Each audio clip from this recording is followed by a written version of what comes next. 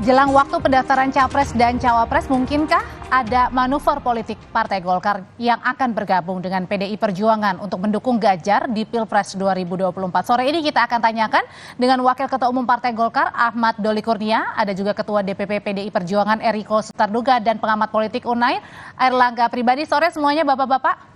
Selamat sore, Assalamualaikum Audrey. Waalaikumsalam. Saya terutama Bapak PDIP dulu nih, Bang Eriko. Ya. Jadi Mbak Puan ini menemui sejumlah senior politik Partai Golkar mulai dari Pak Erlangga, Pak Luhut, terakhir Pak JK kemarin. Jadi benar PDIP ini ingin mencoba mendekati Partai Golkar untuk berubah pilihan dukung Mas Ganjar di Pilpres.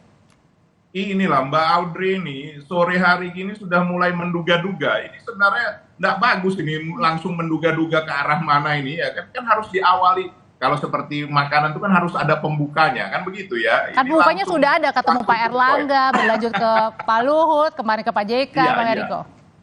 Ya, jadi begini, Mbak Puan itu kan memang ditugaskan oleh Ibu Mega menjadi katakan penghubung, juru bicara dan juga menjadi penyambung. Karena beliau adalah ketua DPP bidang hubungan antar lembaga, politik dan hubungan antar lembaga. Nah, inilah menjadi tugas beliau dan beliau menjalankannya memang sangat cerdas, artinya sangat jeli begitu. Di mana beliau menghubungi bukan hanya kepada katakan ketua umum saja, tapi beliau menghargai orang-orang yang lebih tua, lebih senior dan juga apa? Inilah orang muda bisa berkomunikasi dan juga bagaimana masukan-masukan dari senior-senior, dari orang yang lebih tua, dan disinilah letak yang paling tepat yang dilakukan Mbak Puan. Dan jangan lupa Mbak Audrey, bahwa Pak JK itu bagian dari keluarga. Itu yang saya tahu. Bayangkan di 2014, kami sama-sama berjuang dengan Pak JK dan memenangkan kompetisi itu. Itu jangan lupa. Dan di 2019, walaupun kata berbeda, itu kita sering berkomunikasi. Saya menyaksikan sendiri bagaimana hubungan keluarga Pak JK sendiri dengan Ibu Mufidah. Saya memanggilnya sama beliau ayahanda dan bunda. Itu sering ketemu di TU, berbicara, walaupun terkadang belum tentu menjadi satu bagian, tetapi itulah yang selalu dilakukan oleh keluarga Ibu Mega juga, teristimewa Mbak Puan. Jadi kalau menurut saya, ini sesuatu komunikasi yang memang sebelum menjelang akhir untuk pendaftaran ini perlu dilakukan. Apa masukan dari beliau sebagai orang yang lebih tua, dan tentu kan kalau berbicara kepada yang lebih muda kan lebih enak. Yang lebih muda pun namanya Mbak Puan kepada Pak JK maupun Ibu itu seperti lebih ayah mau dan minta ibu. masukan atau lebih mau mengajak, Bang Eriko? Nah, kalau itu kan beliau-beliau yang mengetahui, dan tadi sudah dijawab oleh Pak Yusuf Kalla bahwa yang menentukan itu kan Ketua Umum Pak Erlangga. Tetapi ya dalam dunia politik tidak ada yang tidak mungkin.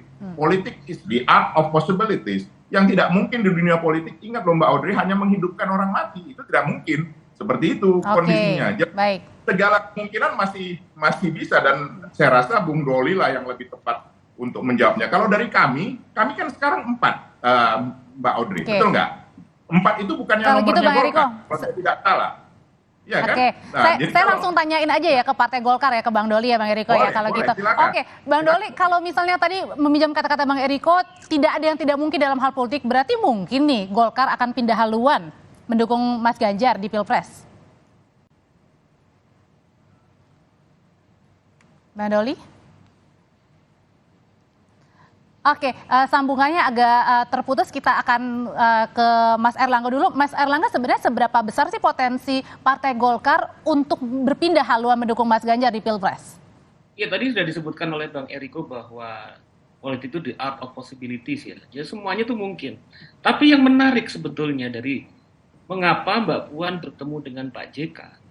Pak JK ini merupakan elit politik senior dari Golkar.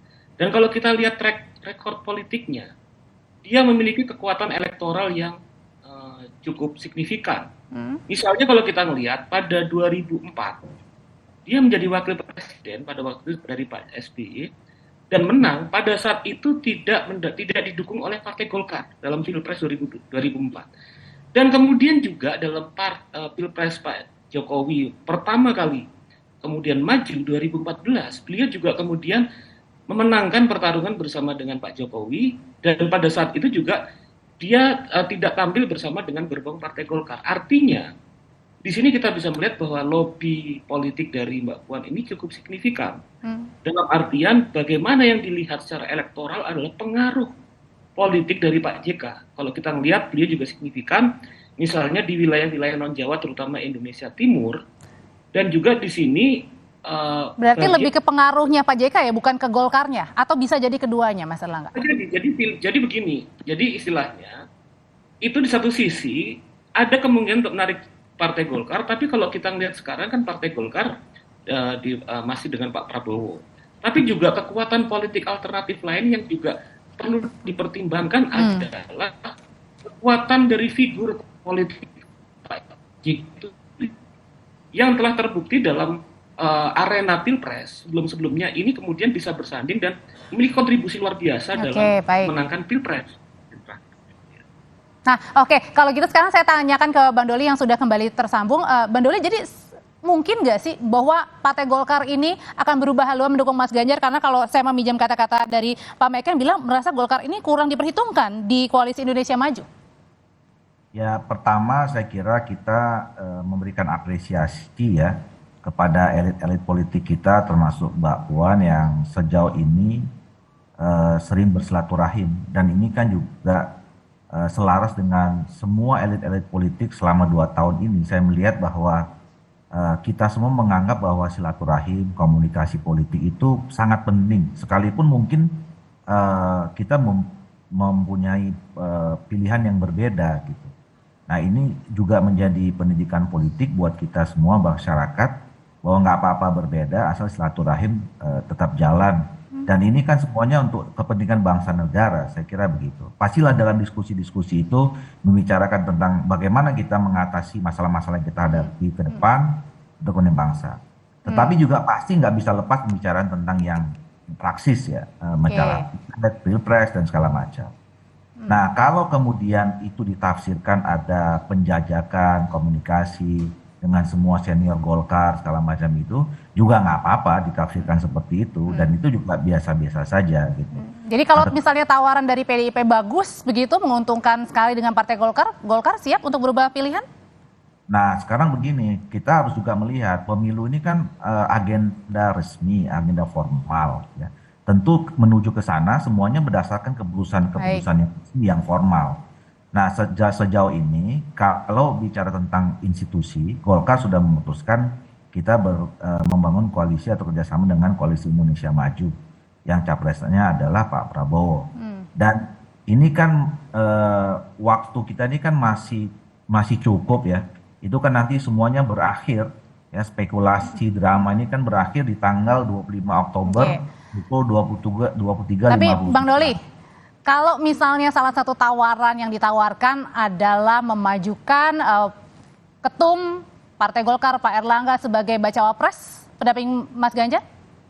Ya itu tadi saya katakan, kita jangan bicara informal-informal. Nanti kalau memang mau ngambil keputusan, ya pertemuan saja antara pimpinan Partai Golkar dengan pimpinan Partai PDIP. Nah di situ dibicarakan. Nah kalau dalam pembicaraan itu sepakat misalnya ya sepakat menjadi keputusan formal masing-masing partai ya itu sangat mungkin juga bisa dilakukan, tapi sekarang kan resmi formalnya kita sudah punya koalisi masing-masing ya. Ini koalisinya dengan P3, Perindo dan segala macam gitu. Itu yang saya katakan sampai 25 Oktober yang namanya politik itu kan dinamis ya kan. Bisa saja orang. Bang Doli, Bang Eriko, mohon maaf Mas Erlangga, kita potong sebentar dialognya, kita akan masuk ke breaking news karena ada berita terbaru dari Kementerian Pertanian, nanti kita akan kembali lagi ke Bapak-Bapak.